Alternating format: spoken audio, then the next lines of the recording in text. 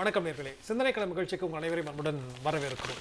ஒன்றிய பாஜக அரசு மூன்றாவது முறையாக நரேந்திர மோடி தலைமையிலான அந்த பாஜக அரசு மூன்றாவது முறையாக பொறுப்பேற்றதிலிருந்தே அந்த வெறுப்பு அரசியல் என்பது, இன்னும் சொல்ல போனால் எளிய மக்களுக்கான அத்துணை வெறுப்புகளான திட்டங்களையும் மிக வேகமாக செயல்படுத்தி கொண்டே இருக்கிறதை நம்மால் கண்கூடாக பார்க்க முடிகிறது. ஒட்டுமொத்த இந்தியாவும் ஒரு திட்டத்தை உச்சரிக்கிறது என்றால் மகாத்மா காந்தி தேசிய ஊரக வேலைவாய்ப்பு திட்டம் என்றால் அனைத்து எளிய மக்களுக்கும் மிக பரிச்சயமான ஒரு திட்டமாக இருந்தது. கிராம பொருளாதாரத்தை, எளிய மக்களினுடைய வாழ்வாதாரத்தை ஊக்குவிக்கிற திட்டமாக இந்த திட்டம் என்பது கடந்த அந்த ஐக்கிய முன்னணி கூட்டணி ஆட்சியில் கொண்டு வரப்பட்ட ஒரு மகத்தான ஒரு திட்டம். ஆனால் இந்த நிலையிலே இன்றைக்கு அந்த திட்டத்திலிருந்து மகாத்மா காந்தி அவருடைய பெயரை எடுத்துவிட்டு Viksit Bharat guarantee for Rozgar and Ajeevika mission என்று புரியாத ஒரு பெயரை திணித்து ஒட்டுமொத்தமாக ஒன்றிய அரசினுடைய நிதியாக இருந்த திட்டத்தில் 40% இனி மாநில அரசு கொடுக்க வேண்டும், 60% தான் ஒன்றிய அரசு கொடுக்கும் என்கிற ஒரு திருத்தத்தையும் கொண்டு வந்திருக்கிறார்கள். மிகப்பெரிய ஒரு கண்டனத்தை சம்பாதித்திருக்கிறது. இந்தியா கூட்டணி எம்பிக்கள் எல்லாம் இன்றைக்கு நாடாளுமன்றத்திலே மிகப்பெரிய ஒரு எதிர்ப்பு குரலையும் கொடுத்து போராட்டத்தையும் நடத்தியிருக்கிறார்கள். பாஜகவினுடைய நோக்கம்தான் என்ன, விரிவாக நாம் வாதி கடைபெற்றிருக்கிறோம். இன்றைக்கு நம்ம நிகழ்ச்சியிலே திமுகவினுடைய தரப்பிலிருந்து தமிழ்தாசன் அவர்கள் இணைந்திருக்கிறார்கள், வழக்கறிஞர், அவருக்கும் வணக்கம். அதே போன்று காங்கிரஸ் கட்சியினுடைய தரப்பிலிருந்து இனியன் ராபர்ட் அவர்கள் இணைந்திருக்கிறார்கள், அவர்களுக்கு வணக்கம். தமிழ்நாடு விவசாயிகள் சங்கத்தை சார்ந்த திரு ரவீந்திரன் அவர்களும் இணைந்திருக்கிறார்கள் ஜூம் வாயிலாக, அவருக்கும் வணக்கம். நான் முதல்ல ரவீந்திரன் சார் உங்கள்கிட்ட ஆரம்பிக்க விரும்புகிறேன். இதுல மகாத்மா காந்தி தேசிய ஊரக வேலைவாய்ப்பு திட்டம் அப்படிங்கிற பெயரை நான் ஏற்கனவே படிக்கிறது ரொம்ப பெரிய விஷயமா இருக்கிறது. Viksit Bharat guarantee for Rozgar and Ajeevika mission அப்படின்னு கொண்டு வந்திருக்கிறாங்க. நிதி குறைப்பும் செய்திருக்கிறாங்க. நிறைய சிக்கலான அம்சங்கள்லாம் அதுல இருக்கிறதா சொல்றாங்க. உங்களுடைய பார்வை சார். உலகத்திலேயே மிகப்பெரிய அளவுக்கு ஐக்கிய முற்போக்கு கூட்டணி ஆட்சி காலத்துல கொண்டு வரப்பட்ட திட்டம் தான் இந்த சிம்பிளா நம்ம வார்த்தைகள்ல சொல்றதுன்னா 100 நாள் வேலை திட்டம் என்பது. மகாத்மா காந்தியினுடைய பெயர் இதுக்கு சூட்டப்பட்டது என்பது மிக பொருத்தமானது. எல்லாருக்கும் நல்லது நடக்கணும், கிராமப்புறங்கள்ல இருக்கக்கூடிய ஏழை மக்களுடைய வாழ்க்கை மேம்படணும், மத நல்லிணக்கம் தேவை, இப்படி இந்த தேசத்துக்காக மிகப்பெரிய பங்களிப்பை ஆற்றியவர் மகாத்மா காந்தி. அதனாலதான் அவருடைய பெயரால அந்த திட்டம் என்பது கட்டமைக்கப்பட்டது. ஏறத்தாழ ஒரு 20 ஆண்டு காலத்துல நீங்க பாத்தீங்கன்னா நகர்ப்புறத்தில் இருக்கக்கூடிய பணம் கிராமப்புறங்களுக்கு போய் சேருவதற்கான ஒரு வாகனமாக இந்த எம்என் ரேகா திட்டம் என்பது அமைந்தது. இப்போதும் அது நடைமுறையில இருக்கு. இப்ப நம்ம என்ன இப்ப கேட்டு போராடிக்கிட்டு இருக்கோம், இந்த திட்டத்தை கொண்டு வந்ததனுடைய நோக்கம் என்ன அப்படிங்கறதெல்லாம் ஒரு மிகப்பெரிய அளவுக்கு ஏற்கனவே நம்ம விவாதித்து இருக்கிறோம், பல தருணங்கள்ல சொல்லி இருக்கிறோம். கிராமப்புறங்கள்ல வேலையின்மை அதிகரிச்சு வர்றது. இப்ப சமீபத்துல ஒரு ஆய்வு சொல்லுவது, ஒரு வருஷத்துல இந்தியாவிலே சராசரியாக கிராமப்புறங்கள்ல 53 நாள் தான் விவசாயத்தில் பணிகள் கிடைக்கிறது அப்படின்னு ஒரு ஆய்வு என்பது சொல்லுது. ஆகவே வேலை இல்லாத காலங்கள்ல கிராமப்புறங்கள்ல இருக்கக்கூடிய நிலமற்ற கூலி விவசாய தொழிலாளிகளுடைய வாழ்க்கையை பாதுகாப்பதற்கு குறைந்தபட்ச அவங்க வீடுகளுக்கு ஒரு 7-8 ரூபாய் பணம் போய் சேருவதை உறுதிப்படுத்துவதுதான் அந்த மகாத்மா காந்தி வேலை திட்டத்தினுடைய அடிப்படையான நோக்கமாக இருந்தது. அந்த திட்டம் வேலை உறுதி திட்டம். இப்போ ஒன்றிய பாஜக அரசு ஒவ்வொன்றாக காலி பண்ணிக்கிட்டே வர்றாங்க. அந்த அடிப்படையில் தான் இப்போ அவங்க கொண்டு வந்திருக்கிற விக்சித் பாரத் வேலை வாய்ப்பு மற்றும் அஜீவிகா மிஷன் கிராம மசோதா 2025 அவங்க முன்மொழிஞ்சிருக்காங்க. இது அந்த பழைய சட்டத்தை ரத்து பண்ணுது. மகாத்மா காந்தி பேரை எடுத்துடுறாங்க. ஏன் எடுத்தோம்ங்கிறதுக்கு காரணம் சொல்லல. அகண்ட பாரதம் என்கிற RSS அந்த நோக்கத்தை இந்த திட்டத்தின் மூலம் அவங்க முன்மொழிகிறாங்க. ஏற்கனவே வேலை உறுதி சட்டப்படியாக நீ கொடுக்கணும் என்பது அந்த சட்டத்துல இருக்கு. இப்ப இவங்க முன்மொழிஞ்சிருக்கிறதுல விருப்பம்தான், சட்டப்படி கட்டாயம் கொடுக்கணும் அப்படிங்கிறது இல்ல. பழைய சட்டத்தை நீர்த்து போக செய்யக்கூடிய ஏற்பாடு. ஏற்கனவே கட்டாயம் நீங்க வேலை கொடுக்கணும்னு சொன்ன போதே ஒரு வருஷத்துக்கு 100 நாளைக்கு வேலை கிடைக்கல, 30 நாள் தான் கிடைக்கும். நடைமுறையில 40 நாள் 30 நாள் தான் நடைமுறையில கிடைக்குது. இப்போ கட்டாயம் கொடுக்க கூடாது அப்படின்னு வந்த பின்னால, விருப்பம் இருந்தா செய்யலான்னு வந்த பின்னால, மாநில அரசுகள் நீங்க 25% கொடுத்தா போதும் என்று இருந்ததை 40% ஷேரை நீங்க கொடுக்கணும்னு இந்த சட்டத்துக்குள்ள சொன்ன பின்னால, உங்களுக்கு அதோட இன்னொரு சரத்து என்ன சொல்லுதுன்னா, இந்த சட்டத்துல பிரிவு 6ல அவங்க என்ன சொல்றாங்க, புதுசா முன்மொழிஞ்சிருக்கிறதுல சார், நீங்க ஒரு 60 நாள மாநில அரசுகள் தீவிர விவசாய நாட்கள் என்று நீங்க மாநில அரசு அறிவிச்சிடணும். அந்த 60 நாட்கள்ல நீங்க வேற எந்த வேலையும் இந்த திட்டத்தின் கீழ் செயல்படுத்த கூடாது அப்படின்னு இந்த சட்டத்துல அவங்க சொல்லியிருக்காங்க. இந்த சட்டத்துல இதெல்லாம் ஒட்டுமொத்தத்துல கிராமப்புறங்கள்ல இந்த விவசாய வேலைகளை விவசாயிகளுக்கு போய் சேர வேண்டிய இந்த திட்டத்தின் பலன்களை முற்றாக காலி செய்கிற ஏற்பாட்டை தான் இந்த அரசு, பிஜேபி அரசு முன்மொழிந்திருக்கிறது. கிட்டத்தட்ட அவங்க இந்த 100 நாள் வேலை திட்டம் என்கிற MN ரேகா, மகாத்மா காந்தி தேசிய ஊரக வேலை வாய்ப்பு திட்டத்தையே காலாவதியாக்கி ரத்து செய்கிற ஏற்பாட்டை தான் அவர்கள் இந்த முன்மொழிவின் மூலம் அவர்கள் செய்திருக்கிறார்கள். இது இந்தியா போன்ற ஒரு மிகப்பெரிய நாட்டுல விவசாயம் எந்திரமயமாகி வருகிற இந்த காலத்துல கிராமப்புறங்கள்ல இருக்கிற கோடான கோடி நிலமற்ற விவசாய கூலி தொழிலாளிகளை கடுமையாக பாதிக்கும். கிராமப்புறங்கள்ல இருந்து நகர்ப்புறத்தை நோக்கி புலம்பெயர்வது என்பது அதிகரிக்கும். ஏற்கனவே இந்தியாவில கொரோனா காலத்துல நம்ம பார்த்தோம், 12 கோடி பேர் புலம்பெயர்ந்திருந்தார்கள் என்று அந்த நிலைமை இருந்தது. கொரோனா காலத்துல வேலை இழப்பு கடுமையாக இருந்த காலத்துல இந்த MN ரேகா தான் பெரிய அளவுக்கு இந்தியாவில நம்ம 100 மக்களுக்கு கை கொடுத்தது. இது எல்லாத்தையும் கருவறுக்கிற ஏற்பாட்டை நிச்சயமா நீங்க ரவீந்திரன் சார், நீங்க உங்களுடைய அச்சப்பார்வையை முன்வைக்கிறீங்க. ஆனா அந்த மசோதாக்களை கொண்டு வந்திருக்கக்கூடிய இந்த புதிய சட்ட திருத்தத்துல 100 நாள் அப்படிங்கிறது 125 நாளா அதிகரித்திருக்கிறாங்க அப்படிங்கிறது தான். ரெண்டாவது, ஒரு அப்ளிகண்ட் ஒரு விண்ணப்பதாரர் கொடுக்கிறாருன்னா 15 நாட்களுக்குள்ள வேலை வழங்கப்படலை அப்படின்னா வேலையின்மைப்படி வழங்கப்படும். ஆனா அது சென்ட்ரல் கவர்மெண்ட், ஸ்டேட் கவர்மெண்ட் தான் கொடுக்கணும்னு சொன்னாலும் கூட இதெல்லாம் சாதகமான அம்சமா நீங்க பார்க்கலையா? காந்தியினுடைய பெயரை நீக்கியது ஏற்றுக்கொள்ள முடியாத ஒரு விஷயம்தான். ஸ்டேட் கவர்மெண்ட்டுக்கு நிதி சுமையை அதிகரிக்கிறாங்க அப்படிங்கிறது ரொம்ப சிக்கலான ஒரு விஷயம் தான். ஆனா 100லேருந்து 125 நாளா அதிகரிக்கணும், வேலையின்மை படி என்பது இருக்குது அப்படிங்கும் போது நீங்க ஒட்டுமொத்தமா அதை நிராகரிச்சுட்டு எப்படி ஒன்றிய பாஜக மேல குறை சொல்ல முடியும்? இல்ல, ஏற்கனவே உங்களுக்கு இருந்தது என்னன்னு சொன்னா, மகாத்மா காந்தி அந்த வேலை உறுதி சட்டத்துல கட்டாயம் அந்த வேலை என்பது வழங்கப்பட வேண்டும் என்று அந்த சட்டத்துல சரத்து இருந்தது. சரி சார். இப்போ கட்டாயம் என்ற வார்த்தை என்பது நீக்கப்பட்டிருக்கு. அப்படின்னா விருப்பத்தின் அடிப்படையில் தான் இந்த சட்டம் என்பது அமலாகும். அப்ப கட்டாயம் என்று இருந்த தருணத்திலேயே நம்மால 100 நாள் வேலையை உறுதிப்படுத்த முடியல நாடு பூரா. அப்படின்னா இப்ப விருப்பத்தின் அடிப்படையில் அப்படிங்கிறது 125 நாள் என்று அவர்கள் அறிவித்திருப்பது ஒரு கண் துடைப்பாகத்தான் பார்க்க முடியும். 20 வருஷத்துக்கு முன்னாடி காங்கிரஸ் தலைமையிலான திமுகவும் அங்கம் வகித்த அந்த அரசுல இந்த திட்டம் கொண்டு வரப்பட்டது. அன்றைக்கு கிராம பொருளாதாரத்தினுடைய நிலைமை வேற, விவசாயிகளோட நிலைமை வேற, எளிய மக்களுடைய நிலைமை வேற. ஆனா இன்றைக்கு மேம்பட்டு இருக்கிறது. அதனால நம்ம கட்டாயப்படுத்த வேண்டிய அவசியம் இல்லைன்னு ஒரு முடிவுக்கு பாஜக வந்திருக்குமோ? அது அடிப்படையில தவறு. கடந்த 11 ஆண்டு கால பாஜகவினுடைய ஆட்சியில கிராமப்புறங்கள்ல மக்கள் மேலும் கடுமையாக பாதிக்கப்பட்டிருக்காங்க. பொருளாதாரம் மேம்படல, விவசாயிகள் கடனாளிகளாக மாறி இருக்காங்க. இந்த காலத்துலதான் 86% சிறு குறு விவசாயிகள் உள்பட எல்லாரும் கடனாளிகளாக மாறி இருக்காங்க. பிஜேபி ஆட்சி காலத்துலதான் கிராமப்புறத்துல விவசாயிகளும் விவசாய தொழிலாளிகளுமாக 1,48,00,000 பேர் தற்கொலை செய்து கொண்டிருக்கிறார்கள் இந்த 11 ஆண்டு காலத்துல.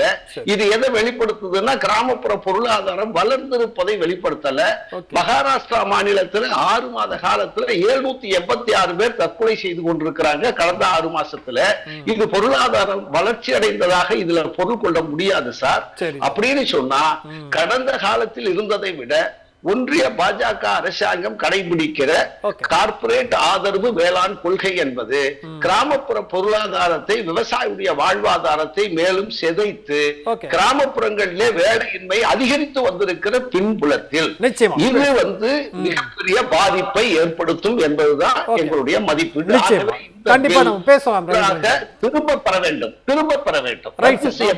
பேசணும், அடுத்த சுற்றுகள்ல பேசலாம். தமிழ்தாசன் சார், நீங்க எப்படி பார்க்கறீங்க?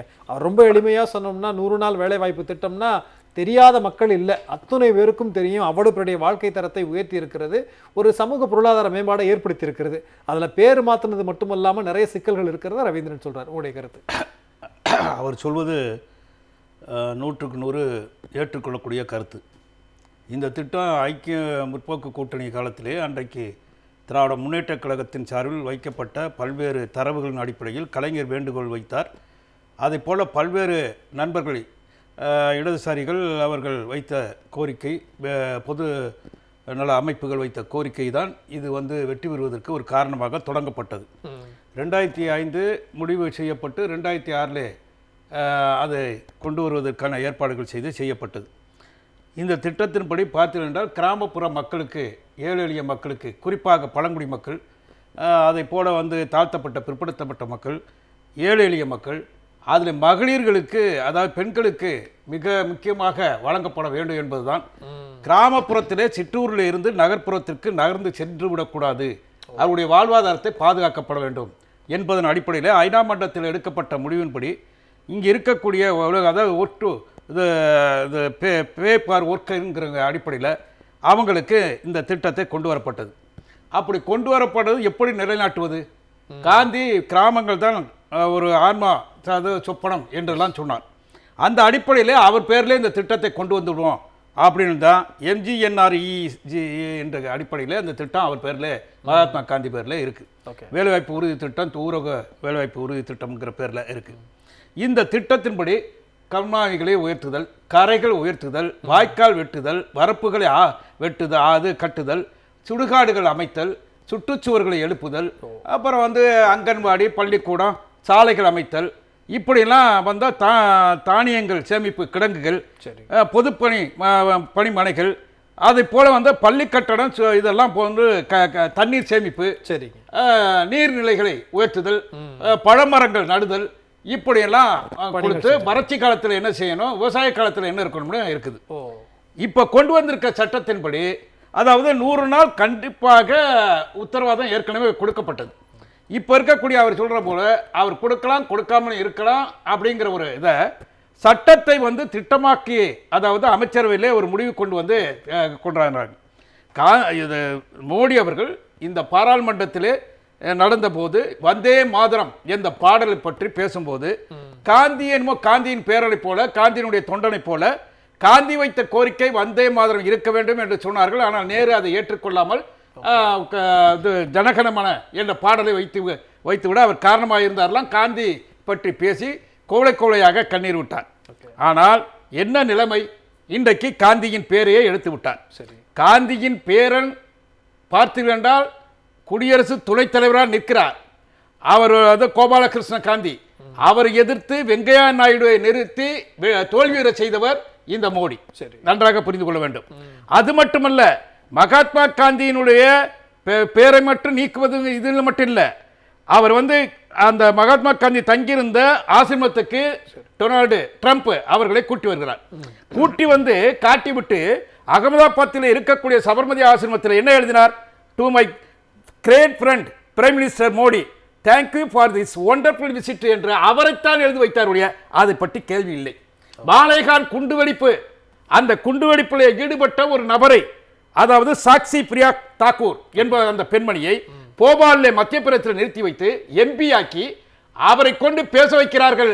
அந்த பாராளுமன்றத்திலே அவர் பேசிய பேச்சு, காந்தியை சுட்ட அந்த கோட்சே அவன் தேசபக்தி உடையவன் என்று பேச வைத்த அழகு பார்த்தவர் தான் இந்த மோடி. ஆகவேதான் காந்தி மீது இவர் குஜராத்தில் பிறந்தவராக இருக்கலாம், இவரா இருந்தாலும் சரி, அமித்ஷா இருந்தாலும் சரி. ஆனால் இன்றைக்கு என்ன நிலைமை? காந்தியுடைய பேரை எடுக்க வேண்டிய சூழ்நிலை பண்றாரு. இப்படிப்பட்ட தேசப்பிதாவை கொச்சைப்படுத்துகிற விதத்தில், கேவலப்படுத்துகிற விதத்தில், நடந்து கொள்ளுகிற இவரை நாம் எப்படி ஏற்றுக்கொள்வது என்று ஒன்று இருக்கிறது. இன்றைக்கு கொண்டு வந்த சட்டம் இல்ல, அதுல அடுத்த ஒரு வாதத்தை அவங்க முன்வைக்கலாம். ஒரு திட்டத்தில இருந்து அந்த பெயரை எடுத்துட்டு வேற பேர் வைக்கிறோம், அதுல என்னங்க காந்தியை நாங்க சிறுமைப்படுத்திட்டோம் அப்படின்னு சொல்றதுக்கான வாய்ப்புகள் இருக்கு இல்லையா பாஜக?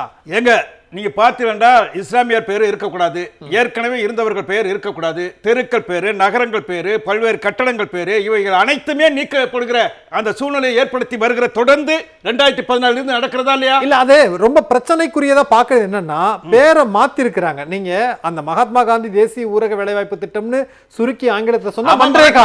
யார் இல்ல மன்ரேகான்னு சொல்லலாம் சார். இந்த பேரை சுருக்கி வச்சோம்னா விபிஜி ராம்ஜி அப்படின்னு இருக்கு. அப்ப அது ஏன் இப்படியான ஒரு அரசியல் சிக்கல் அதுல இருக்கிறதா? அதுல ஏதாவது உங்களுக்கு ஒரு பார்வை இருக்கிறதா அப்படின்னு கேள்வி இருக்குது. இருங்க, அந்த பேர் என்னங்க? அந்த மகாத்மா காந்தி இதுவரை இருந்த அந்த 2006 இருந்து கொண்டு வரப்பட்ட அந்த பேர் இருந்ததுல என்ன சிக்கல் நான் கேட்கிறேன். இப்ப கொண்டு வந்திருக்கிற இந்த பேர் இருக்கு, விக்சித் பாரத் ரோஸ்கர், ஆமா, மற்றும் அசீவிகா மிஷன் கிராமின் என்று சொல்லக்கூடிய அந்த பேர் நம்ம தமிழ் சொல்லா இல்ல மற்ற இது எளிமையா பேசக்கூடிய சொல்ல? அத்தனை திட்டங்களும் வந்து வடமொழி சொற்களே இருக்குது. திட்டங்களானாலும் சட்டங்களானாலும் மாற்றப்பட்டு வருகிறது. மோடி அரசு இப்படி கொண்டு வந்த நிர்மல் பாரத் அபியான் அப்படிங்கிறத அவர் வேற, அதாவது வேற பாரத்ங்கிறாரு, கிராமப்புற எல்பிஜி திட்டத்தை உஜ்வாலாங்கிறாரு, இப்படி எல்லாம் கொண்டு வந்திருக்காரு. இந்த திட்டத்துல முக்கியமா இருக்கிறதுன்னா பழைய திட்டத்துல முழு நிதியும் மத்திய அரசு தான் ஏத்துக்குச்சு. சரி, அது புரிஞ்சுக்கணும். பழைய திட்டத்துல முழு நிதியும் ஒதுக்கீடு மத்திய அரசு, இடையில மாற்றப்பட்டு 75-25 கொண்டாந்தாங்க. இப்ப என்ன பண்ணிருக்காருன்னா இதுல 90% யூனியன் பிரதேசம் மத்திய அரசு நான் கொடுப்போம், 10% அவங்களே செலவழிக்கணும். அதுல ஒண்ணு என்ன சொல்றானா, வடகிழக்கு மாநிலங்கள், இமயமலை பகுதியில் இருக்கக்கூடிய மாநிலங்கள், அந்த மாநிலங்கள் அனைத்தும் அவற்றுக்கு மத்திய அரசு, ஒன்றிய அரசு, யூனியன் பிரதேச இந்த விகிதாச்சாரத்துக்கு 90:10 90 அவங்க 10 விகிதாச்சார அடிப்படையில் செய்றாங்க. ஆனா சட்டசபைகள் கொண்டு இயங்குறதுல மாநிலம் தமிழ்நாடு போல இந்த மாநிலங்கள் இருக்கிற யூனியன் பிரதேசம் சட்டசபை கொண்டு இயங்குது. காஷ்மீர்ல ஒரு மாநிலம் யூனியன் பிரதேசம், இன்னொன்னு இல்ல. இவங்க 60 விழுக்காடு ஒன்றிய அரசு கொடுக்கும், மீதி 40 விழுக்காடு மத்திய மாநில அரசு இயக்கணும் அப்படின்னு சொல்ற மட்டும் இல்லாம வேண்டுமென்று திட்டமிட்டு 100 நாள் நாங்க 125 ஆக்கிற மொழிய கட்டாயம் அல்ல. ஒதுக்கப்பட்ட 1 லட்சம் கோடி ரூபாயை கொடுக்கல, 80,000 கோடி நிறுத்தப்பட்டது, குறைக்கப்பட்டது, 72,000 கோடி கொடுத்தாங்க. பல மாநில, அதாவது பல மாநிலங்களில் பல மாவட்டங்களில் 3 ஆண்டுகள் திட்டத்துக்கு பணம் ஒதுக்கல, இன்னும் வரல. தமிழ்நாட்டுக்கு கூட 3 ஆண்டுகள் கட்டப்பட்ட அந்த கேள்விதான் அவர் முன் வச்சார். அதாவது 100 நாள் கட்டாயம்னு சொல்லியே வருடத்துல 30 - 40 நாள் தான் கிடைச்சது, ஆனா அதுக்கான நிதியும் வரல. இப்ப கட்டாயம் இல்லை என்று சொல்கிற போது நீங்க 125 அறிவிச்சா என்ன, 200 நாள் அறிவிச்சா கூட அதுக்கு பலன் இல்ல. தற்போது நம்முடைய அமர்விலே இந்திய கம்யூனிஸ்ட் கட்சியை சார்ந்த மக்களவை உறுப்பினர் திரு செல்வராஜ் அவர்களும் இணைந்திருக்கிறார்கள். செல்வராஜ் சார் வணக்கம். உங்கள்கிட்ட பேசுறதுக்கு முன்பாக காங்கிரஸ் கட்சியினுடைய தரப்பிலிருந்து இனியன் ராபர்ட் இணைந்திருக்கிறார். நான் அவர்கிட்ட பேசிட்டு உங்கள்கிட்ட வர்றேன். நீங்க எப்படி பார்க்குறீங்க ஒன்றிய பாஜக அரசனுடைய இந்த புது விதமான முயற்சியை? சார், 2014 காங்கிரஸ் தோற்பதற்கும் பாஜக வெற்றி பெறுவதற்கும் நிறைய காரணங்கள் இருந்தாலும் குறிப்பாக 2005ஆம் ஆண்டு டாக்டர் மன்மோகன் சிங் தலைமையிலான ஐக்கிய முற்போக்கு கூட்டணி அரசு கொண்டு வந்த இந்த 100 நாள் வேலைவாய்ப்பு திட்டம் மிகப்பெரிய காரணம். அதாவது என்னன்னா, இந்த 2004 - 2014க்குள்ள அந்த யூபிஏ கவர்மெண்ட் இருந்த சமயத்துல இந்த திட்டம் வந்ததுக்கு பிறகு என்ன சொன்னாங்கன்னா, அதாவது யார் நிலம் வச்சிருந்தவங்க என்ன சொன்னாங்கன்னா, நிலமற்ற கூலிகளுக்கு அரசாங்கம் இந்த நிதியை ஒதுக்குறதுனால இவங்கெல்லாம் சோம்பேறி ஆயிட்டாங்க, அங்க போய் ஒரு வேலையும் செய்யறது இல்லை, சும்மா பணம் வாங்குறாங்கன்ற ஒரு வன்மமான கருத்தை பரப்புனாங்க. என்ன அடிப்படைன்னா, தனக்கு கீழே இருக்கிறவன் தன்னை தாண்டி மேலே வளரானன்ற ஒரு பொறாமையில தான். அது தினக்கூலியா இருக்கக்கூடியவங்க, விவசாய கூலியா இருக்கக்கூடியவங்க, நிலமற்ற தொழிலாளர் இருக்கக்கூடியவங்க அரசாங்கத்தினுடைய உதவியோட ஒரு நிதியை வாங்குறாங்கல்ல, வாங்கி சுயமா சொந்தமா காலில் நிற்கிறாங்க. அது மட்டும் இல்லாம அது ஒரு கூலி உச்சவரம்பு நிர்ணயிக்குது. அது நாள் வரைக்கும் அவங்க கொடுக்கறதான் கூலியா இருந்தது. இது எல்லாமே வந்து சமூகத்துல, குறிப்பாக வட இந்தியாவில், ஏன்னா தமிழ்நாட்டில் வந்து ஒரு 6 விழுக்காடு தான் விவசாயத்துடைய கான்ட்ரிபியூஷன், வெறும் 6% தான் டைரக்டா இன்வால்வ் இன் அக்ரிகல்ச்சர். ஆனா வட இந்தியாவில் 60 விழுக்காடு விவசாயத்தில் இருக்கக்கூடிய ஒரு அமைப்பு இருக்கு. அப்போ அங்க வந்து இந்த சமூக மாற்றம் இருக்குல்ல, இந்த சமூக பொருளாதார மாற்றம், விவசாய கூலியா இருந்தவன் விவசாய முதலாளி கிட்ட போயிட்டு பேரம் பேசுறான்ல, நான் நிலத்துக்கு வருவேன் ஆனா அரசாங்கம் பணம் கொடுக்குது. இது வந்து பாஜகவோட எழுச்சிக்கு மிகப்பெரிய காரணமா இருந்தது அந்த டைம்ல. அப்போ உங்களுக்கு நரேந்திர மோடி என்ன சொல்லி ஓட்டு கேட்டார்னா, நீங்க 2014 நான் 2000 ஜெயிச்சேன்னா 100 நாள் வேலை திட்டத்தை நான் தடை செய்வேன்னு சொன்னார். அவருக்கு விழுந்த ஒரு பகுதி வாக்கு இந்த திட்டத்தை வந்து ஒழிக்கணுன்றதுக்காக உருவாக்கப்பட்ட வாக்கு. நில வச்சிருக்கிறவங்க, நில முதலாளிகள், விவசாய நில முதலாளிகளுடைய வாக்குகள் உங்களுக்கு வாக்குகள் அவருக்கு போச்சு. 14 இந்த கட்சி, அதாவது பாஜக என்கிற கட்சி, அதோட சித்தாந்தம் என்பது அடிப்படையிலேயே ஏழை எளிய மக்கள், பிற்படுத்தப்பட்ட ஒடுக்கப்பட்ட விவசாய கூலிகள், இவங்களுக்கு எதிரான கட்சி தான் பாஜக. இப்போ என்னன்னா இந்த திட்டத்தை பலமுறை ட்ரை பண்ணிட்டாங்க அழிக்கிறதுக்கு. கொரோனா காலத்துல ஒன்றும் செய்ய முடியாம அதில் தான் நிதி போச்சு. இப்போ ஒரு முடிவு வந்துட்டாங்க, இதை இந்த திட்டத்தை அழிச்சிடணும், ஒழிச்சிடணும் தான் இந்த சட்டத்தை கொண்டு வர முயற்சி பண்றாங்க. இல்ல அவங்களுக்கு அழிக்கணும் ஒழிக்கணும்னா நேரடியாவே இந்த திட்டத்தை வந்து எதிர்க்கலாம். அவங்களுக்கு பெரும்பான்மை இருக்கிறது, 2 கட்சிகள் வந்து ஆதரிக்கிறாங்க. அப்படிங்கும்போது அது ஒட்டுமொத்தமா முடிச்சிடலாமே. அதை 125 நாளா கொடுப்போம், நிதியை குறைப்போம், ஏன் இந்த மாதிரி எல்லாம் போக வேண்டிய வழி இருக்கிறது? இதுல என்னன்னா இந்த திட்டத்துல பயனாளிகள் நிறைய பேர் பாஜக ஆதரவாளர்களும் இருக்கிறாங்க வட இந்தியாவில். அப்போ இந்த கெட்ட பேரு நமக்கு நேரடியா வந்துடக்கூடாது, மாநிலங்கள் தலையில கட்டிவிடணும் அப்படிங்கிற சதி இதுக்கு பின்னாடி இருக்கு. ஏன்னா உங்களுக்கு அவங்க என்ன சொல்றாங்கன்னா 40% ஸ்டேட் கவர்மெண்ட் கொடுக்கணுமா, 60% யூனியன் கவர்மெண்ட் கொடுக்கணுமா, இதுதான் அவங்களுடைய அந்த அஜெண்டா.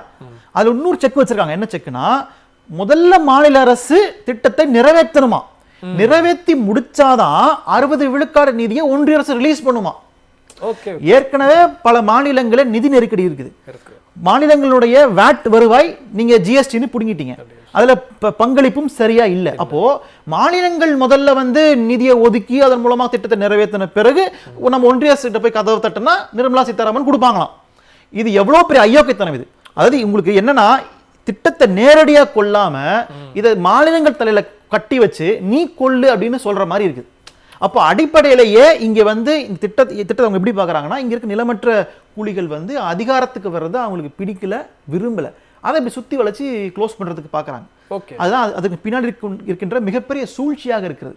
இதுதான் வந்து தலைவர் ராகுல் காந்தி முதல்ல இருந்தே பேசிக்கிட்டு வராரு. இப்போ இன்னொன்னு என்னன்னா, இப்போ இந்த பேரை மாத்துறாங்கல்ல, இந்த விக்சித் பாரத் விக்ஸ் பாரத் மாத்துறாங்க. ஆமா, Viksit Bharat guarantee for Rozgar and Ajeevika mission, ஏதோ ஒரு ஹிந்தி ஒரு பேர் வச்சிருக்காங்க. நான் என்ன கேட்கிறேன், இப்போ இந்த இங்கிலீஷ் பேர்ல இருந்து இந்தி பேர் மாத்திரதா சொல்றாங்க.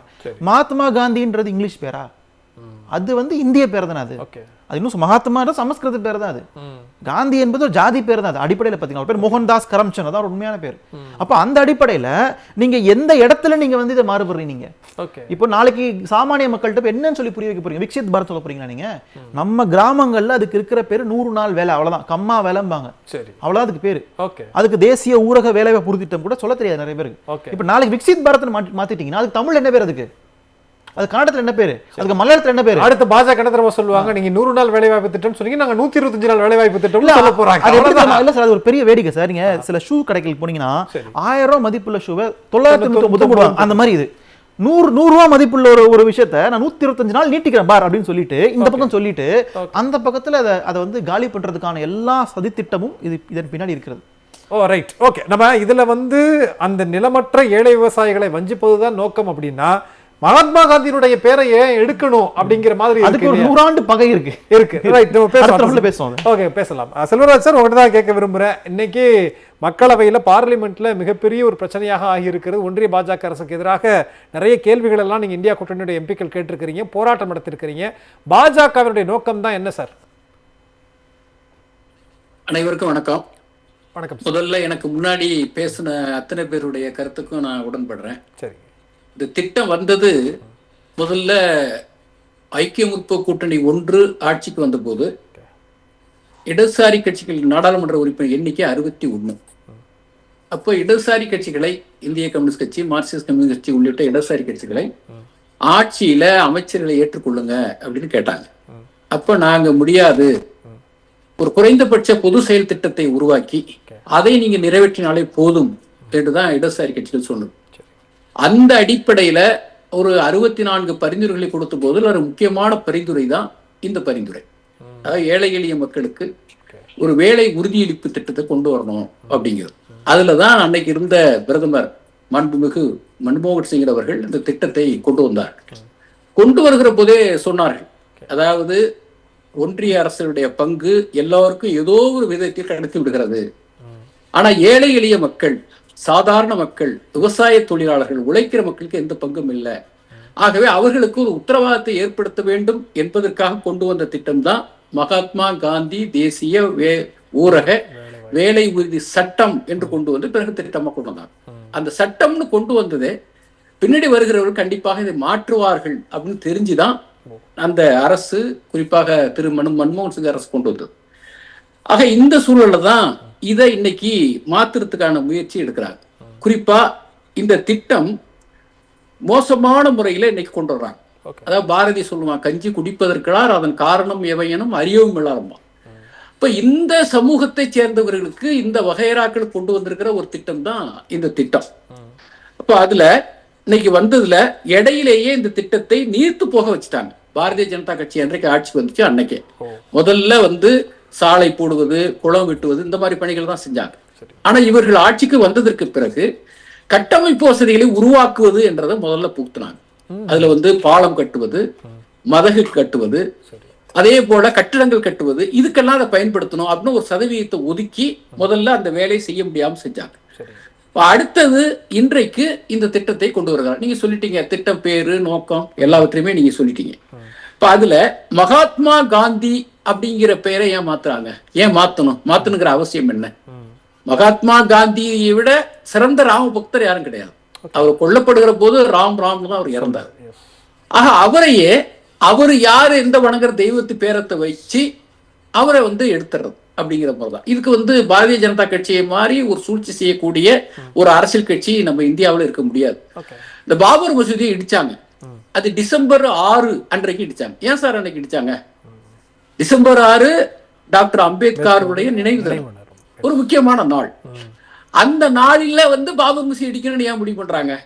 அப்படிதான் இது போல மகாத்மா காந்தியை எடுப்பதற்கு ராமர் பெயரிலே அந்த திட்டத்தை கொண்டு வருவது என்று இன்னைக்கு கொண்டு வந்திருக்கிறாங்க.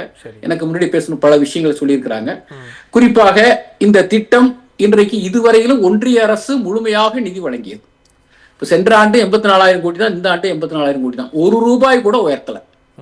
சென்ற ஆண்டை விட இந்த ஆண்டு எவ்வளவு வேலை நடந்திருக்கு, இதெல்லாம் முக்கியம். ஆண்டுக்கு ஆண்டு எல்லா பட்ஜெட்டும் உயர்கிற போது இதற்கு நிதி திட்டத்தை கொடுப்பதற்கு அவங்க தயாரா இல்லை. இப்போ என்ன சொல்றாங்க? 60% ஒன்றிய அரசு, 40% மாநில அரசுன்னா இது எப்படி நடக்கும்? ஆக நடக்க வைக்க கூடாது. காங்கிரஸ் தலைவர் அண்ணன் சகோதரர் சொன்னது மாதிரி இந்த திட்டத்தை கொஞ்சம் கொஞ்சமாக எடுத்து விடுவது, ஒழித்து விடுவது, இதுதான் அவருடைய நோக்கம். குறிப்பா மாநில அரசுக்கு மத்திய அரசு கொடுக்கிற எந்த நிதியுமே முறையாக வழங்குவதில்லை. அதுல தமிழ்நாட்டுக்கு சுத்தமா கொடுக்கறது இல்லை. கல்விக்கான நிதியை இதுவரையிலும் கொடுக்கல. நம்முடைய தமிழ்நாட்டு முதலமைச்சர் நம்முடைய மு.க. ஸ்டாலின் அவர்கள் பலமுறை கடிதம் எழுதியிருக்காரு, கொடுக்கல. இதுதான் நாடாளுமன்றத்துல சகோதரி கனிமொழி அவர்கள் பேசினார். அவர்கள் பேசுகிற போது கல்வித்துறை அமைச்சர் சொன்னார், தமிழர்கள் ஒரு அன்டெமோக்ராட்டிக் அப்படின்னார், அதாவது ஜனநாயகமற்றவர்கள். அதே போல அன்சிவிலைசைஸ்டு சொன்னார், ஒரு அநாகரிகமானவர்கள், காட்டு மிராண்டிகள் தமிழர்கள் அப்படின்னு பேசினார். அப்ப அதை ஒட்டி நாங்க எல்லாரும் நாடாளுமன்றத்துல சத்தம் போட்டு முழக்கமிட்டு கழகம் செஞ்ச போதுதான் மறுநாள் கல்வித்துறை அமைச்சர் மன்னிப்பு கேட்டார். திரும்ப திரும்ப பேசணும். ஆக இந்த மாதிரியான விஷயம். அதே போல நம்முடைய தோழர் ரவீந்திரன் அவர்கள் சொன்னது போல இதுவரையிலும் வேலை பெறும் உரிமை என்பது அடிப்படை உரிமையாக இருந்துச்சு. ஆனா இதுல என்ன சொல்றாங்க? விருப்பம் இருந்தா கொடுக்கலாம் அப்படிங்கிறார். அதே போல 100 நாள் என்பதை 125 நாள் அப்படின்னு கொண்டு வரணும்னு சொல்றாங்க. இது சுத்த ஏமாத்து. அவரு நம்ம சகோதரர் சொன்னார்ல, இந்த 1000 ரூபாய் ஷூ கடையில போனா 999 அது மாதிரிதான் இது. 120 எப்படி 120 நாள் கொடுக்க முடியும்? சில நாளைக்கு முன்னாடி மாநிலங்களவையில ஊரக வளர்ச்சித்துறை அமைச்சர் நேரடியா பேசியிருக்காரு. தமிழ்நாடு முழுமைக்கு, இந்தியா முழுமைக்கும் 50 நாள் கூட இதுக்கு வேலை கொடுக்க முடியல அப்படின்னு சொல்றாரு. அப்படின்னு சொல்ற போது இது எப்படி 120 நாள் வேலை கொடுக்க முடியும்? அது கண்டிப்பா கொடுக்க முடியாது. ஆக ஏழை எளிய மக்களுக்கு, விவசாய தொழிலாளர்களுக்கு, உழைக்கிற மக்களுக்கு, குறிப்பா மாற்றுத்திறனாளிகள் வரை இதுல பயன்பெற்றாங்க. இன்னுமே அதெல்லாம் கேள்விக்குறிதான். ஆக இப்படித்தான் ஒரு திட்டத்தை அவர்கள் மாற்றுவது அப்படின்னு ஏழை எளிய மக்களுக்கு எதிரான ஒரு அரசாக நடைமுறையா கொண்டு வந்திருக்கு. இது முன்மொழிகிற போதே எல்லா கட்சிகளும் எடுத்த எடுப்பிலேயே நாங்கள் இது எதிர்க்கிறோம் அப்படின்னு சொல்லியாச்சு. ஆனா அதுக்கு பிறகு மிகப்பெரிய தகராறு நடந்தது, கலகம் நடந்தது. அப்புறம் நாடாளுமன்றம் ஒத்தி வைக்கப்பட்டது. இந்தியா கூட்டணி சார்பில் எல்லாருமே காலையில இடதுசாரி கட்சிகள் நாங்க ஆர்ப்பாட்டம் நடத்தணும். அப்புறம் அதற்கு பிறகு நம்முடைய இந்தியா கூட்டணி இருக்கிற அவ்வளவு தலைவர்களும் சேர்ந்து நாடாளுமன்ற உறுப்பினர் எல்லாம் போய் காந்தி சிலைகிட்ட நின்று ஆர்ப்பாட்டம் நடத்தி கோரிக்கையை வைத்திருக்கிறோம். இதான் இன்னைக்கு நடந்தது. கண்டிப்பாக இந்த அரசு ஒரு வஞ்சகமான அரசு, ஏழை எளிய மக்களுக்கு எதிரான அரசு, கார்பரேட்டுகளுக்கு, பெருமுதலாளிகளுக்கு ஆதரவான அரசு என்பதை மீண்டும் நிரூபிப்பதற்கு ஒரு வாய்ப்பாக இதை எடுத்துக் கொடுக்கலாம். நிச்சயமா சார். இப்ப அந்த மசோதாவுடைய நிலை என்ன? ஆரம்ப கட்டத்துல நீங்க எதிர்த்து இருக்கிறீங்க, அடுத்து அவருடைய மூவ் என்னவாக இருக்கிறது சார்? அடுத்த இன்னும் சில நாட்கள்ல கொண்டு வருவாங்க. ஆனா நாட்கள் இல்ல, இன்னைக்கு செவ்வாய்க்கிழமை முடிஞ்சிச்சு, இன்னும் 3 நாள் தான் இருக்கு. இந்த நாட்களே கொண்டு வருவாங்களா அல்லது அடுத்த கூட்டத்தொடர்ல இது கொண்டு வருவாங்களா அப்படிங்கறது நம்ம எதிர்பார்க்கணும். அதுலதான் விரிவான விவாதம் நடக்கும், எல்லாரும் பேசுவோம். கண்டிப்பா சார், நிச்சயமா. நம்ம இதுல இன்னொரு முக்கியமான விஷயம் கூட நம்ம பார்க்க வேண்டியது இருக்கிறது. ஒரு பக்கம் இந்த திட்டத்தை முடக்கணும் அப்படின்னா ஏழை எளியவர்களை வஞ்சிக்கிறது மட்டும்தான் பாஜகவுடைய நோக்கமா, இல்ல செலவினம் குறைப்பு அப்படிங்கிற பார்வை மட்டும் அதுல வைக்கிறாங்களா? உண்மையான நோக்கம் என்ன அப்படிங்கிற கேள்விக்குள்ள போக வேண்டியது இருக்கிறது.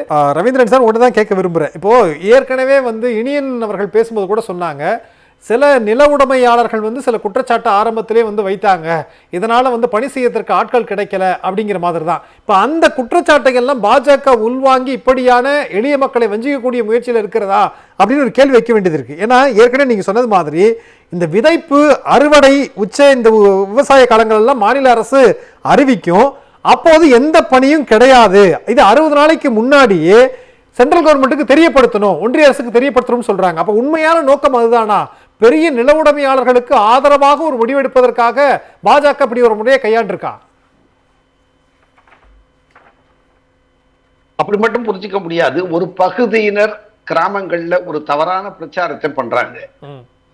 இந்த மகாத்மா காந்தி வேலை வாய்ப்பு திட்டம், இந்த 100 நாள் வேலை திட்டம் வந்ததுனாலதான் எங்களுக்கு விவசாய பணிகளுக்கு ஆள் கிடைக்க மாட்டேங்குது அப்படிங்கிற மாதிரியான ஒரு தவறான பிரச்சாரம் என்பது கீழே நடக்குது. உண்மையிலேயே அது உண்மையான கருத்தாக்கம் இல்லை.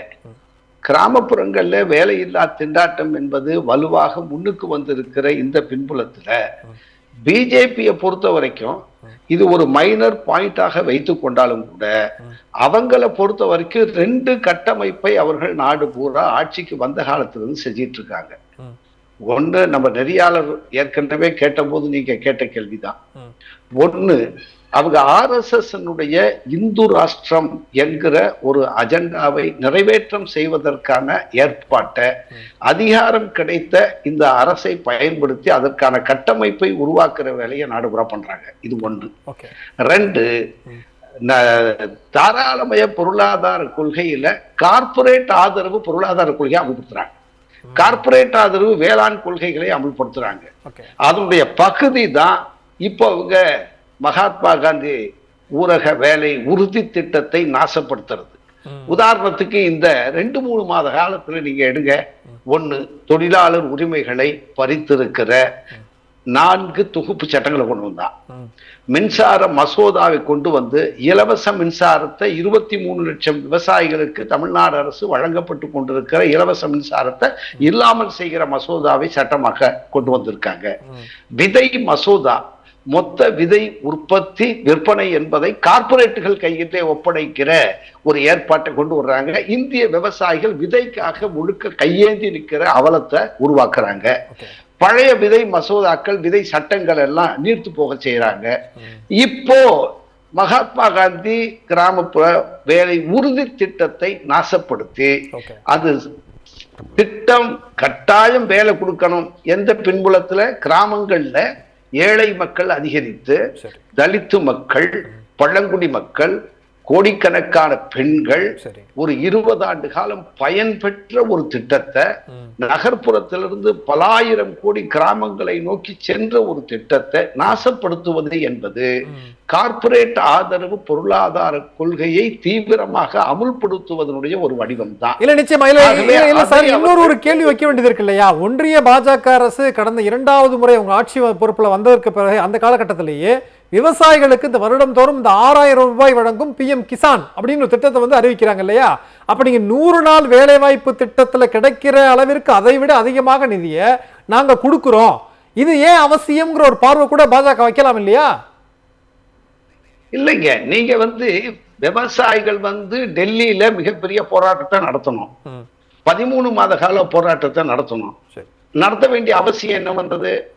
3 வேளாண் சட்டங்களை கொண்டு இந்தியாவுடைய வேளாண் சந்தையை கார்பரேட்டுகள் கையில ஒப்படைக்கிற சட்டத்தை கொண்டு வந்ததுனால அதை ரத்து பண்ணு, இந்திய விவசாயம் விற்பனை கல்லுன்னு போராடி வெற்றி பெற்றோம். இப்ப அன்றையிலிருந்து இன்னைக்கு வரைக்கும் நாங்க விவசாயிகள் என்ன கேட்டுக்கிட்டு இருக்கிறாங்க கிராமங்கள்ல நாடு பூரா? சாமிநாதன் பரிந்துரை அடிப்படையில் C2+50 உற்பத்தி செலவை கணக்கிட்டு முறையாக கணக்கிட்டு 50% சேர்த்து விலை கொடுக்க வேண்டும் என்று நம்ம கேட்டுக்கிட்டு இருக்கிறோம். பார்லிமெண்ட்ல நிர்மலா சீதாராமன் அமைச்சர் என்ன சொன்னாங்க? அதை அமுல்படுத்த முடியாது, சாத்தியம் இல்லை அப்படின்னு சொல்லிட்டாங்க. பிஜேபி அரசாங்கம் இன்னைக்கு வரைக்கும் அமுல்படுத்த மறுக்கிறது. அப்ப விவசாயிகளுக்கு கட்டுப்படியாகிற விலையை கொடுக்க மறுத்துட்டு அமெரிக்காவுடைய நிர்பந்தத்துக்கு ஏற்ப பருத்திக்கான 11% இறக்குமதி வரியை ரத்து பண்ணிட்டு வெளிநாடுகள்ல இருந்து பால் சம்பந்தப்பட்ட பொருட்களை இறக்குமதி பண்ணி குறைந்த விலையில இந்தியாவில் விற்பனை செய்யலாம்னு அறிவிச்சிட்டு சுதந்திர வர்த்தகம் என்கிற பெயர்ல கார்பரேட் ஆதரவு கொள்கைகளை அமுல்படுத்திட்டு 6000 ரூபாய் கொடுக்கிறோம்னு சொல்லி ஜால்ஜாப்பு பண்றது என்பது இந்திய விவசாயிகளையும் இந்தியாவில் இருக்கிற விவசாய தொழிலாளிகளையும் கட்டமைப்புகளையும் நாசப்படுத்துகிற ஏற்பாடுதானே ஒழிய இது அரசினுடைய கார்பரேட் ஆதரவு கொள்கை தான் இந்த கொள்கை. நிச்சயமா சார், நம்ம பேசுவோம், அடுத்த சுற்றுகளில் பேசலாம். தமிழ்தாசன் சார், இப்ப இதுல மாநில அரசாங்கத்திற்கு நிதி சுமை ரொம்ப அதிகமாக தான் இருக்கும். ஏற்கனவே வர வேண்டிய நிதி நிறைய இல்லை. அது பிரதம மந்திரி வீடு கட்டும் திட்டத்திலிருந்து நிறைய விஷயங்கள் இருக்கிறது. எப்படி சமாளிக்க போகுது? ஆனா பேர் என்னமோ நீங்க சரியா அமல்படுத்தல, நாளைக்கு மாநில அரசாங்கத்திற்கான பேர் கெட்டு போவதற்கான வாய்ப்புகள் இருக்கு. எப்படி சமாளிக்க போறீங்க? அதாவது சமாளிக்கிறது என்பதை காட்டிலும் ஒரு உரிமையை நிலைநாட்டுவதற்காக அதுதான் முதலமைச்சர் அவர்கள்.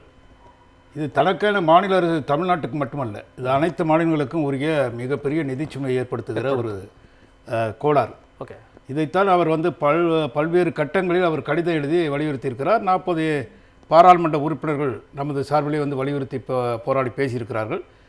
நேரிலே பார்த்தீர்கள் என்றால் குடியரசுத் தலைவர் வரும்போதும் சரி, பிரதமர் வரும்போதும் சரி, இல்லை அந்த குறிப்பிட்ட அமைச்சர் வரும்போதும் சரி, நிதியமைச்சர் வரும்போதும் சரி, அவர்களை சந்தித்து இது போன்ற கோரிக்கையை வைத்திருக்கிறார்கள். பாராளுமன்றத்தில் கடுமையாக எதிர்த்து பேசியிருக்கிறார்கள். இங்கே இருக்கக்கூடிய பிளாக் டெவலப்மெண்ட் ஆஃபீஸர்ஸ் அசோசியேஷன் என்று சொல்லக்கூடிய வட்டார வளர்ச்சி அலுவலர்கள் கூட போராடி டெல்லியிலும் சென்னையிலும் இந்த கோரிக்கையை வைத்து போராடி இருக்கிறார்கள். நீங்கள் பார்த்தீர்கள் என்று சொன்னால் ஏற்கனவே இந்த திட்டம் கொண்டு வருவதற்கு முன்னாலே பல திட்டங்கள் இருந்துச்சு. அதாவது வேலைவாய்ப்பு திட்டங்கள், பல திட்டங்கள் இருந்துச்சு. அந்த திட்டம் ஃபுட் ஃபார் ஒர்க், வேலைக்கான உணவு திட்டம். அதே போல் வேலை உறுதி எம்ப்ளாய்மெண்ட் அசூரன்ஸ் ஸ்கீம்ங்கிற ஒரு திட்டம் இருந்துச்சு. அதே போல் கிராமப்புற உழைப்பாளர் வேலை உறுதி திட்டம் REGPன்னு ஒரு திட்டம் இருந்துச்சு. ஓகே, அதற்கு பிறகு ஜவஹர் வேலை உறுதி திட்டம், அதற்கு பிறகு சம்பூர்ணா கிராமின் ரோஸ் யோசனா என்கிற ஒரு திட்டம் இருந்துச்சு. ஓகே, இந்த திட்டங்கள் படி அவங்களுக்கு சரியான வேலைவாய்ப்பு கிடைக்கலைங்கிறதா 2006 திராவிட முன்னேற்ற கழகம் அந்த இதை கணக்கில் எடுத்துச்சு. கூட்டணி கட்சிகள் இடதுசாரிகளுக்கு முக்கிய பங்கு இருக்கு, அவங்களும் இதை எடுத்துக்கிட்டாங்க. எடுத்துக்கிட்டு அந்த போராட்டத்தை கையில் எடுத்துக்கொண்டு காங்கிரஸ் பேர் இயக்கத்தினுடன் அந்த பாராளுமன்ற உறுப்பினர்கள், அவர்கள் இருக்கக்கூடிய ஆக்கப்பூர்வமான பணிகளை செய்கிற நண்பர்கள் இதெல்லாம் எடுத்து மிகப்பெரிய அளவில் காங்கிரஸ் இயக்கத்தை அந்த தலைவி சோனியா காந்தியை சந்தித்தார்கள். அப்போ மன்மோகன் சிங்கை சந்தித்தார்கள். அந்த அடிப்படையில் தான் இந்த சட்டமே கொண்டு வந்தது. சரி, சட்டம் கொண்டு வந்ததன் நோக்கமே கிராமப்புறத்தில் இருக்கக்கூடிய மக்கள் இடம்பெயர்ந்து விடக்கூடாது மட்டுமல்ல, சமூக பாதுகாப்பு. அவங்களுக்குன்னு வேலைவாய்ப்பு உறுதியை அளித்து விட்டால் அவர்கள் அன்றாடம் அவர்களுக்கு இருக்கக்கூடிய வயிற்று பிழைப்பு மட்டுமல்ல, ஒரு வேலையை தருவது மட்டுமல்ல, சமூக பாதுகாப்பு கட்டமைப்புகள் இருக்கு பார்த்தீங்களா, கிராமங்களில் ஊரகத்தில் அந்த கட்டமைப்பு சரியா நிறைவேற்றும். உதாரணமாக பள்ளி கட்டடங்கள், வாய்க்கால்கள், கண்மாய்கள், ஏரிகள், அதை போல சுடுகாடு மயானங்கள், சாலைகள், இவைகள்லாம் இவர்களுக்கு அந்த வேலைவாய்ப்பை கொடுக்கும் போது அவர்கள் வேலை தந்ததாக உறுதியாக இருக்கு. அதே நேரத்தில் அவர்களை மேம்படுத்துவதற்கான வாழ்வாதாரத்தை மேம்படுத்துவதற்கு இந்த திட்டம் இருக்கு. இந்த திட்டத்தில் முதல்ல பார்த்தீங்கன்னா ஒரு 65 ரூபா கொடுத்தாங்க. 2012 அது உயர்த்தி பார்த்தீங்கன்னா 115 ஆக்குனாங்க. அப்புறம் அடுத்த கட்டத்தில் பார்த்தா 2013 119 ஆக்குனாங்க. அப்புறம் 135 ரூபாய் ஆக்குனாங்க. இப்போது 365 ரூபாய் கொடுக்கலாம்னு ஒரு முடிவு பண்ணாலும், ஆனா இந்த வேலை மனித உழைப்பு நாள்னு இருக்குல்ல, அவை அனைத்தும் குறைக்கப்பட்டு விட்டு நமக்கு தர வேண்டிய நிதியை தரவில்லை. சரிங்க, அதனால் மாநில அரசுகள் மீது நிதி சுமையை ஏற்படுத்துவது. ஏற்கனவே பார்த்தீங்கன்னா நண்பர்கள்லாம் சொன்னாங்க, இந்த யூனியன் ராபர்ட் காங்கிரஸ் கட்சியை சேர்ந்தவர் சொன்னார், செல்வராஜ் எம்பி சொன்னார், டி ரவீந்திரன் என்பவர் நண்பர் இடதுசாரிகள்லாம் சொல்றாங்க. அவங்கெல்லாம் வைக்கிற கோரிக்கை என்னன்னா தனிப்பட்ட முறையில் அவர்களுக்கான கோரிக்கை இல்லை, இது ஒரு சமூகத்தினுடைய பின்னணி. இது பின்னி கிடைக்கு. அதனால இவை அனைத்தும் வறுமை கோட்டிற்கு கீழே இருக்கக்கூடிய தொழிலாளர்களுக்கு ரைட் டு ஒர்க் என்று சொல்லக்கூடிய இந்த சட்டத்தின் அடிப்படையில் இவர்களுக்கு அது கிடைக்கணும். சரி, அதுதான் அந்த திட்டத்தை கொண்டு வந்தது. காந்தியடிகள் பேர்ல ஏன் வச்சோம்? காந்தியடிகள் சொன்னதே கிராமப்புறங்களில் இருந்து தான் எல்லாம் கிடைக்குது. கிராமப்புறங்கள் தான் கனவு, இந்தியாவுடைய சொப்பனமே அதுதான். அதுதான் அவர் பேர்ல அது வைக்கிறோம். காந்தியடிகளை கொண்டு வரும்போது அந்த வேலைவாய்ப்புங்கிறது அதை நிலைப்படுத்துவதற்கு ஒரு பெரிய மனிதர் மாபெரும் மனிதர், தேசப்பிதா என்ற அடிப்படையிலே அவர் மேல அந்த இதை பொதுவா நம்ம வச்சிருக்கோம். இது இந்த ஊரக பணியை தனியாக வந்து அதிகாரிகள் செய்வதோ அரசு செய்வதோ மேலிருக்கக்கூடியதோ எல்லாம் ஒரு திட்டத்தில் ஒரு சாயல்ல கொண்டு போறது அர்த்தம் அல்ல. சரிங்க. இந்த ஊரக பணியை செய்வதற்கு உள்ளாட்சி அமைப்புகள் தான் சரியா வரும் என்று சொன்னார்கள். உள்ளாட்சி அமைப்புகளை அதிகாரிகள் ஏதாவது தவறு செய்வார்கள் என்று வரும்போது அவர் மீது விஜிலன்ஸ் என்று சொல்லக்கூடிய ஊழல் குற்றச்சாட்டு தடுப்பு அந்த பிரிவு, இதற்கு இடையிலே நிதியை நேரடியாக வங்கிக்கு செலுத்துவது, வங்கியின் மூலம் அதை எடுப்பது என்று 100 நாளை உறுதி செய்யணும்.